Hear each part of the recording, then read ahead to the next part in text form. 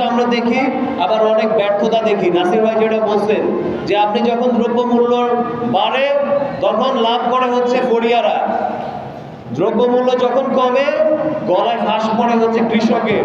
মানে কৃষকের যে সামান্য যে মূলধন, এই মূলধনটাও মনে করেন যে শেষ করে দিয়ে তারা দ্রব্যমূল্য কমায়। দ্রব্যমূল্য কমাইতে হবে হচ্ছে যে সিস্টেমের উন্নয়ন করে, যে পরিবহন সিন্ডিকেট, যে আপনার মাঝখানে যে বিভিন্ন ফড়িয়া আছে, এদেরকে নিয়ন্ত্রণ করে আপনি দ্রব্যমূল্য কমাবেন। আপনি কৃষকের পেটে লাথি দিয়ে আসলে দ্রব্যমূল্য কমাতে পারেন না।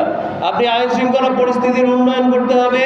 আপনার এই যে আপনার ব্যাংক লুট হচ্ছে, বিভিন্ন জায়গায় আমরা শুনতেছি যে শত শত কোটি টাকার আপনার লুটপাট হচ্ছে, বাণিজ্য হচ্ছে, এগুলো বন্ধ করতে হবে। নির্বাচন কমিশনের সংস্কার করতে হবে। মানুষের পক্ষে নির্বাচনের জন্য যে ব্যবস্থা দরকার সেই ব্যবস্থা তাদেরকে আনতে হবে।